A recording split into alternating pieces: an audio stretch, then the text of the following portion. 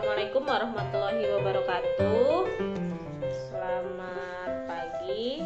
Ucapkan selamat kepada siswa-siswi kelas 12 PKP. Selamat kalian sudah naik kelas. Nah, di sini Ibu ingin memberitahukan kalau Ibu masih mengajar mata pelajaran otomatisasi tata kelola kepegawaian. Nah, dalam pembelajaran jarak jauh ini ada tiga kriteria penilaian yang akan Ibu berikan kepada kalian. Yang pertama adalah kehadiran, yang kedua tugas, dan yang ketiga kuis ya. Jadi Ibu harapkan di semester ini karena kalian sudah kelas 12, kalian tidak ada alasan lagi untuk bolos, tidak mengikuti pembelajaran jarak jauh. Sebelum masuk ke materi, Ibu akan memberitahu juga ada 4 bab yang akan kita pelajari. Yang pertama itu disiplin pegawai, yang kedua peraturan perkawinan pegawai, yang ketiga pemberhentian pegawai, dan yang keempat kesejahteraan pegawai. Nah, untuk materi disiplin pegawai akan Ibu tayangkan di slide berikut ini. Jadi perhatikan baik-baik videonya, dan nanti di akhir video akan ada tugas. Kalian bisa kerjakan tugasnya kemudian dikirimkan by email ya. Oke, terima kasih. Assalamualaikum warahmatullahi wabarakatuh. Ya, bismillahirrahmanirrahim. Assalamualaikum warahmatullahi wabarakatuh. Ibu ucapkan selamat kepada kalian ya, sudah naik ke kelas 12.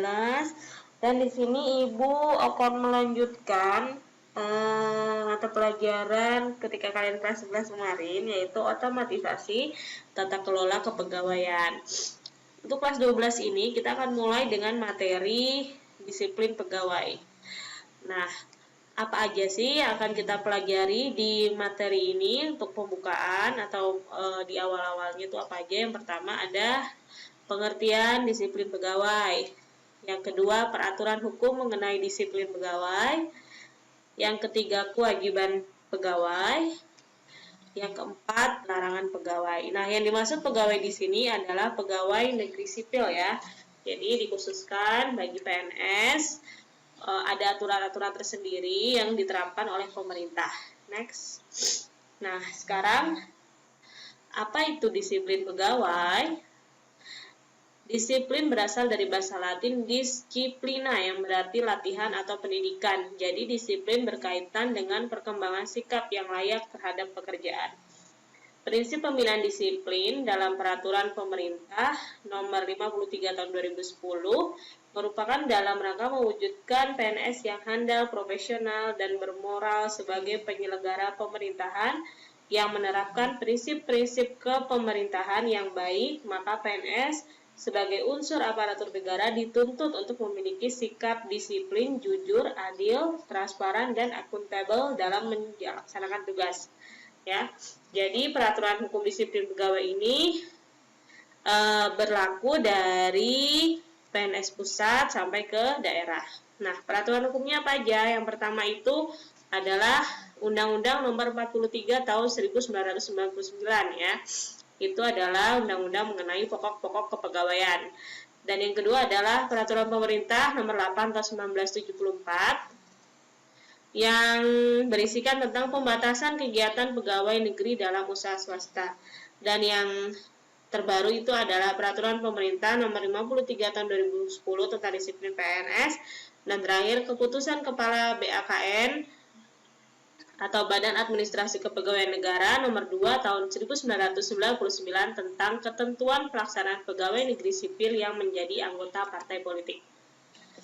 Nah, sekarang kewajiban dan hak pegawai. Sebagai seorang pegawai, kita itu memiliki suatu kewajiban ya. Kewajiban itu adalah sesuatu yang harus dilaksanakan sebelum kita mendapatkan hak. Sebenarnya ada banyak ya kewajiban pegawai itu.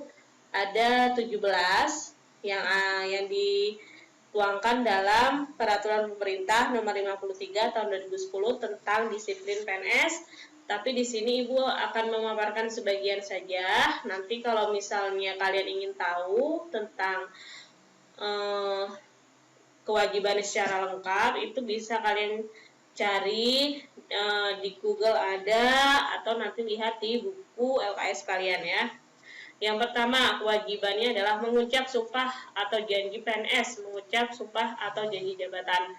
Nah, ini sudah kalian pelajari di kelas 11 kemarin, bahwa sumpah atau janji PNS itu diucapkan, sumpahnya itu untuk atau ditujukan kepada Tuhan Yang Maha Esa. Jadi ketika seorang pegawai atau PNS itu melanggar, berarti dia telah melanggar sumpahnya kepada Tuhan ya, atau kepada Allah. Yang kedua adalah setia dan taat sepenuhnya kepada Pancasila, Undang-Undang Dasar 45, NKRI, dan pemerintah.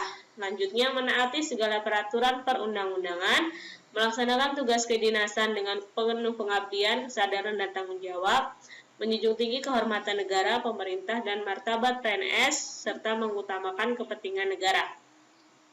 Ibu garis bawah ya, ini hanyalah sebagian dari 17 kewajiban PNS.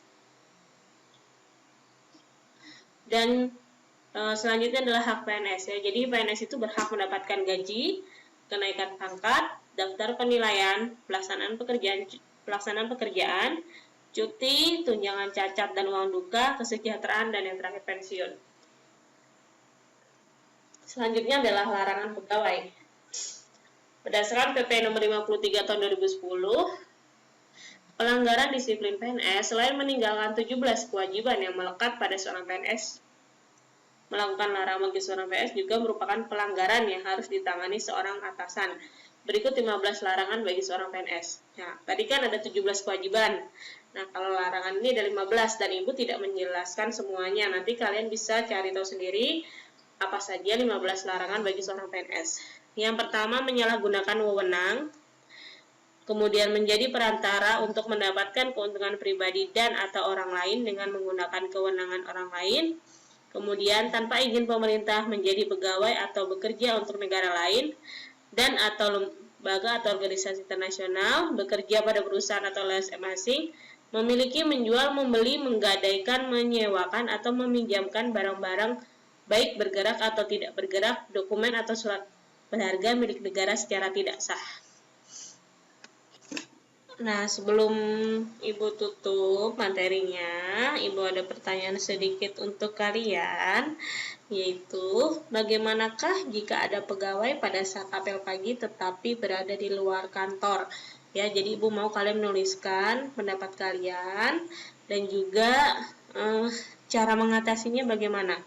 Ya, misalnya gini, menurut saya perbuatan itu salah karena bla bla bla bla.